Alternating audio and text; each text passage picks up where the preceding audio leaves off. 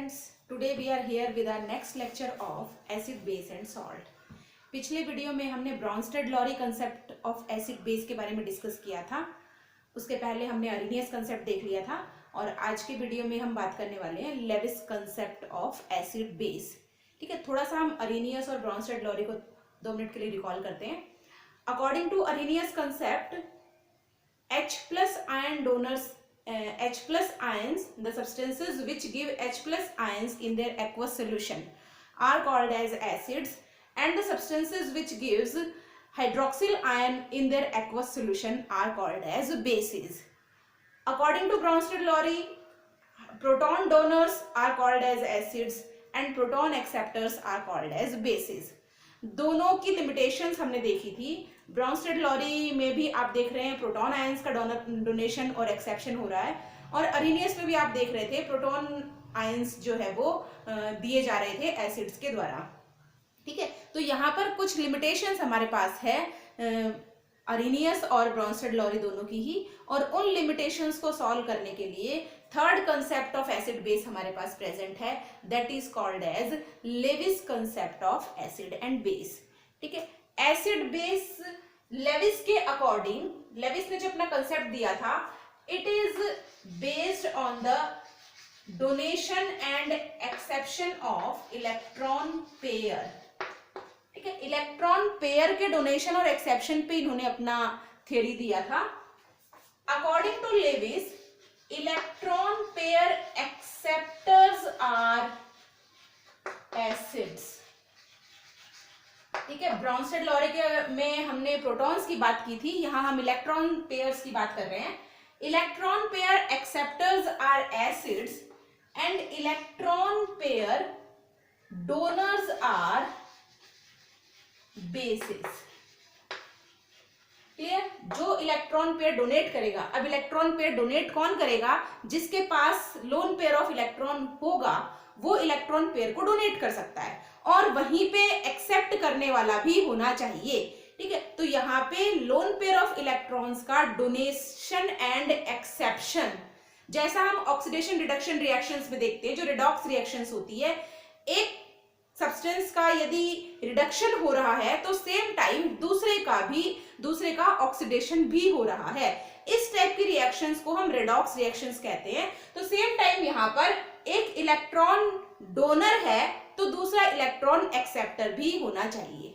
ठीक है, हम एग्जाम्पल की बात करते हैं. हमारे पास है अमोनिया NH3. ठीक है, the chemical formula of ammonia is NH3.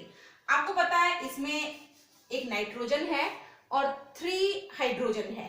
ठीक है, नाइट्रोजन के आउटर मोस्ट शेल में कितने इलेक्ट्रॉन प्रेजेंट है? 5 इलेक्ट्रॉन्स वर देयर. हमें पता है, हमने क्लास 9th में इलेक्ट्रॉनिक कॉन्फ़िगरेशन पढ़ा है. तो आपके पास नाइट्रोजन के आउटर मोस्ट शेल में इलेक्ट्रॉन्स कितने हैं? 5. 2, 3, 4 एंड 5. अमोनिया बनाने के लिए इसे 3 हाइड्रोजन के साथ रिएक्ट करना है, तो यहां पर 1, 2 एंड 3 हाइड्रोजन. तीनों हाइड्रोजन के पास अपना क्या है? एक एक इलेक्ट्रॉन, क्योंकि हाइड्रोजन के पास आउटर मोस्ट शेल में और इनर मोस्ट जो भी है एक ही इलेक्ट्रॉन प्रेजेंट है. तो यहां पर ये प्रेजेंट है किसका इलेक्ट्रॉन? हाइड्रोजन का इलेक्ट्रॉन. ठीक है, अब हम देखते हैं नाइट्रोजन और हाइड्रोजन दोनों के ऑक्टेट्स कंप्लीट है या नहीं. यदि हम हाइड्रोजन की बात करें तो हाइड्रोजन का डुप्लेट कंप्लीट है, क्योंकि फर्स्ट शेल इसके पास है और फर्स्ट शेल में मैक्सिमम 2 इलेक्ट्रॉन्स आ सकते हैं. तो इसके पास एक अपना खुद का है, एक नाइट्रोजन से लिया और अपना ऑक्टेट कंप्लीट कर लिया. सेम इस हाइड्रोजन ने भी कर लिया और इस हाइड्रोजन ने भी कर लिया. अब हम बात करते हैं नाइट्रोजन की. नाइट्रोजन के पास 5 इलेक्ट्रॉन्स अपने पास खुद के हैं और 3 इलेक्ट्रॉन्स इसने शेयर कर रखे हैं किसके साथ? हाइड्रोजन के साथ. ठीक है, तो 8 इलेक्ट्रॉन्स इसके आउटर मोस्ट शेल में आ गए. It means the octet will complete. लेकिन यहां पे आप आउटर मोस्ट शेल में देख रहे हैं ओनली 3 इलेक्ट्रॉन्स ही रिएक्शन में पार्टिसिपेट कर रहे हैं. 3 इलेक्ट्रॉन ही हाइड्रोजन के साथ रिएक्ट कर रहे हैं. 1 pair of electron is not participating in the reaction and that pair is called as lone pair of electrons. या इसे हम कह सकते हैं इलेक्ट्रॉन पेयर। तो ये लोन पेयर ऑफ इलेक्ट्रॉन कौन सी पेयर होती है? The pair of electron which does not participate in the reaction. तो यहाँ पे रिएक्शन में पार्टिसिपेट कौन कर रहा है? ये 3 इलेक्ट्रॉन पार्टिसिपेट कर रहे हैं, ये पेयर पार्टिसिपेट नहीं कर रहा है, that's why it is the loan pair of electron. ठीक है, अब इसके पास एक पेयर इलेक्ट्रॉन्स का है डोनेट करने के लिए। इट मींस ये अपना एक पेयर डोनेट करेगा तो ये किसी तरह बिहेव करेगा? बेस की तरह। अब साथ ही साथ हमारे पास लोन पेयर एक्सेप्टर भी होना चाहिए। ठीक है, तो ये रिएक्शन करता है किसके साथ? BF3। BF3 का स्ट्रक्चर मैं बनाती हूं। BF3 बोरॉन, बोरॉन का एटॉमिक नंबर 5 और इलेक्ट्रॉनिक कॉन्फ़िगरेशन कितना होगा आउटर मोस्ट शेल का? 3 इलेक्ट्रॉन्स इसके आउटर मोस्ट शेल में कंप्लीट है। ये अपने 3 इलेक्ट्रॉन्स शेयर कर लेता है फ्लोरीन के साथ। ठीक है, फ्लोरीन के पास कितने इलेक्ट्रॉन्स है? फ्लोरीन के आउटर मोस्ट शेल में इलेक्ट्रॉन्स हैं 7, 1 2 3 4 5 6 एंड 7। इसके पास भी 1 2 3 4 5 6 एंड 7। इसके पास 1 2 3 4 5 6 एंड 7। ठीक है, इस फ्लोरीन को एक इलेक्ट्रॉन की जरूरत थी, 7 ऑलरेडी थे, एक इलेक्ट्रॉन और चाहिए, वो इसने बोरॉन के साथ शेयर किया और अपना ऑक्टेट कंप्लीट कर लिया। सेम इस फ्लोरीन ने और इस फ्लोरीन ने भी ऐसा ही किया। अब हम बात करते हैं बोरॉन की। बोरॉन के पास 3 इलेक्ट्रॉन्स अपने खुद के थे, 3 इलेक्ट्रॉन्स इसके पास खुद के हैं। एक इलेक्ट्रॉन शेयर किया इस फ्लोरीन के साथ, एक इलेक्ट्रॉन शेयर किया इस फ्लोरीन के साथ और एक इलेक्ट्रॉन शेयर किया इस फ्लोरीन के साथ। टोटल हो गए इसके पास 6, जबकि आउटर मोस्ट शेल में होना कितना चाहिए? 8। ठीक है, 8 होना चाहिए, 6 इसके पास है, बचा कितना? 2। जो 2 इलेक्ट्रॉन्स बचे, it means a pair of electron. जो एक पेयर इलेक्ट्रॉन बचा, ये एक पेयर इलेक्ट्रॉन इसको कौन देता है? ये अमोनिया। अमोनिया का नाइट्रोजन, क्योंकि नाइट्रोजन के पास क्या है? एक पेयर ऑफ इलेक्ट्रॉन डोनेट करने के लिए है और ये 1 पेयर एक्सेप्टर है। ठीक है, तो इसने BF3 ने एक लोन पेयर एक्सेप्ट किया है, that's why it behaves as Lewis acid. और अमोनिया ने एक लोन पेयर डोनेट किया है, that's why it behaves as Levi's बेस। इन दोनों के बीच में लोन पेयर के डोनेशन और एक्सेप्शन से जो बॉन्ड बना है, that bond is called as coordinate covalent bond. It is a type of covalent bond called as coordinate covalent bond. Clear?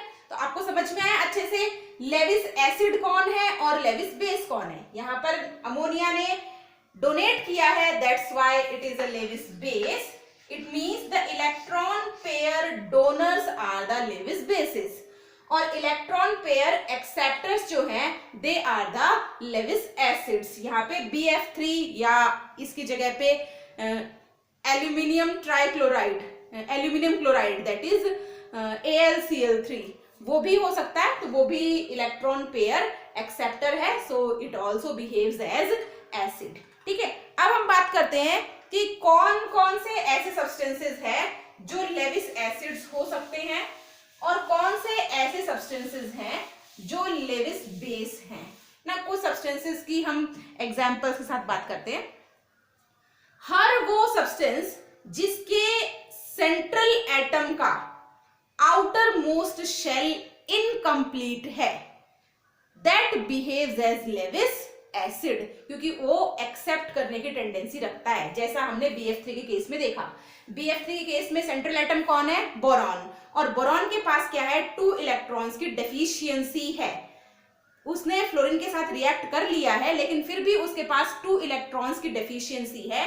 तो सेंट्रल एटम का आउटर मोस्ट शेल यदि incomplete है, तो ऐसा कंपाउंड जो हमारे पास है, that behaves as Lewis acid because it can accept a pair of electrons. ठीक है, ये हमने एग्जांपल देख लिया था। सेकंड हम बात करते हैं simple cations. Simple cations can behaves as Lewis acid. ठीक है, तो पहला हमने देखा molecules which have incomplete central atom configuration, ठीक है, सेंट्रल एटम कॉन्फ़िगरेशन, जिसका सेंट्रल एटम का कॉन्फ़िगरेशन इनकम्प्लीट है वो लेविस एसिड की तरह बिहेव कर सकते हैं। सेकेंड हम देखते हैं simple cations. Simple cations like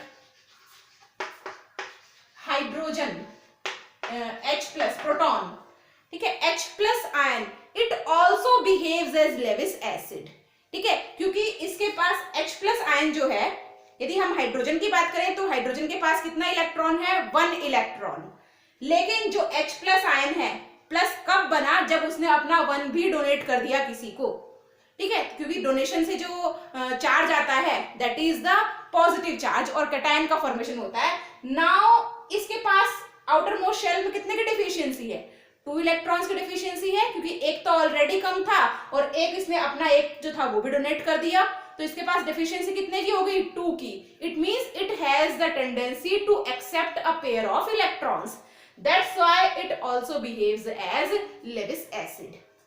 लेकिन एक्सेप्शन जो हमारे पास है, कुछ हमारे पास ये वाले कैटायंस है लाइक सोडियम कैटायन है, पोटेशियम कैटायन है, कैल्शियम कैटायन है, ये एक्सेप्शन है, ये हमारे पास लेविस एसिड की तरह बिहेव नहीं करते हैं because these are the electropositive substances, ठीक है, ये इलेक्ट्रॉन एक्सेप्ट करने की टेंडेंसी नहीं रखते हैं, ये इलेक्ट्रॉन डोनेट करने की टेंडेंसी रखते हैं। इनके पास जो एक एक्स्ट्रा इलेक्ट्रॉन, इसके पास जो 2 एक्स्ट्रा इलेक्ट्रॉन्स होते हैं, सोडियम का इलेक्ट्रॉनिक कॉन्फ़िगरेशन होता है हमारे पास 2, 8 एंड 1, इसके पास जो आउटर मोस्ट शेल में 1 इलेक्ट्रॉन है, ये इसको डोनेट करने की टेंडेंसी रखता है। सेम यदि हम पोटेशियम की बात करें तो 2, 8, 8 एंड 1, तो ये भी एक इलेक्ट्रॉन डोनेट करने की टेंडेंसी रखता है, और कैल्शियम में 2, 8, 8 and 2, it also has the tendency to remove 2 electrons, ठीक है, तो ये हमारे पास एक्सेप्शंस हैं, ये लेविस एसिड की तरह बिहेव नहीं करते हैं। इसके अलावा जो सिंपल कैटायंस है हमारे पास, ये लेविस एसिड की तरह बिहेव कर सकते हैं। नेक्स्ट हम देखते हैं लेविस बेसिस कौन कौन है, ठीक है, ये तो हो गए आपके पास लेविस एसिड्स। अब हम देखते हैं लेविस बेस कौन हो सकता है, ठीक है।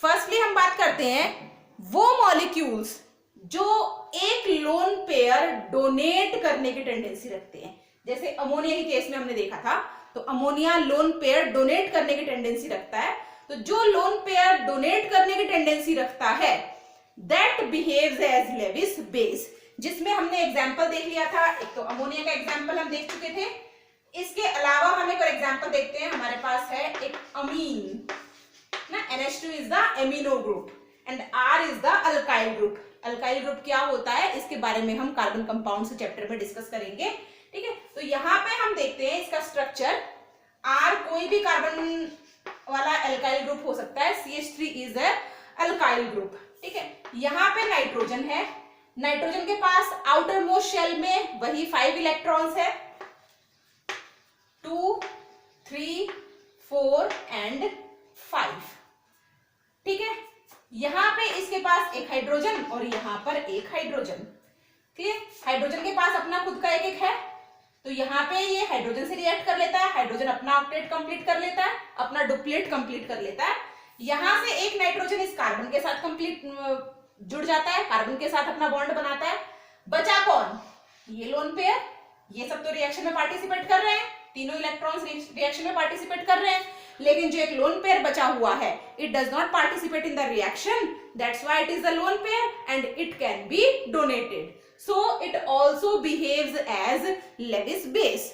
इसके अलावा हमारे पास और एग्जांपल है जो अल्कोहल्स होते हैं, अल्कोहल्स मींस ROH, ठीक है, ये हमारे पास एक अल्कोहलिक ग्रुप है, R is again an alkyl group, और यहाँ पर R की जगह हम देखते हैं फिर से हमारे पास है CH3, यहाँ पे ऑक्सीजन के पास आउटर मोस्ट शेल में इलेक्ट्रॉन कितने हैं?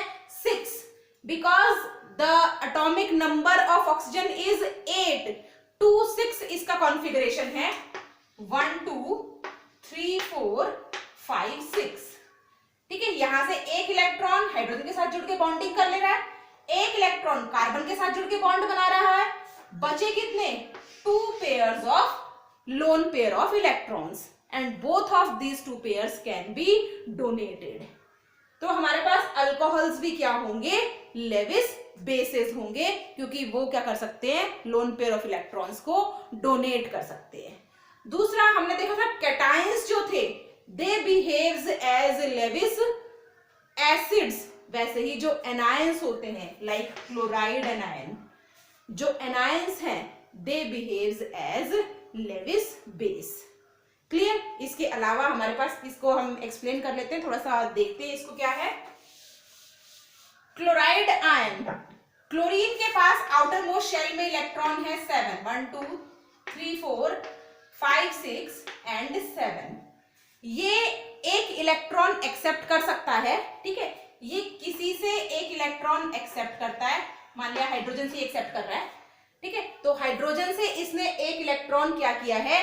एक्सेप्ट किया है, और एक्सेप्ट करने के बाद यहाँ पे जो पेयर बना है, ठीक है, इस पेयर को ये डोनेट कर सकता है, ठीक है, this pair could be donated, क्योंकि एक इलेक्ट्रॉन एक्सेप्ट करने से इस पे चार्ज क्या आ गया? Negative charge. क्लियर है? ऑक्टेट तो कंप्लीट हो गया, लेकिन चार्ज कैसा आ गया इस पे? Negative charge. ठीक है, तो यहाँ पे जो एक पेयर इलेक्ट्रॉन की है इसको ये डोनेट कर सकता है, और ये HCl के साथ कंबाइन होकर हमारे पास HCl का मॉलिक्यूल बनाता है, क्योंकि हाइड्रोजन जो था वो इसके साथ रिएक्ट कर लेता है। ठीक है, तो इस तरह से जो एनायंस हैं, these anions also behaves like hydroxyl ion भी है, ठीक है, साइनाइड आयन है, these can also behaves as Lewis bases. ठीक है, तो होपफुली आपको लेविस एसिड्स और लेविस बेसिस का कंसेप्ट समझ में आ गया होगा। इसके बाद हम नेक्स्ट जो सॉल्ट्स का टॉपिक हमारे सिलेबस में जो भी नेक्स्ट टॉपिक है उसका डिस्कशन करेंगे।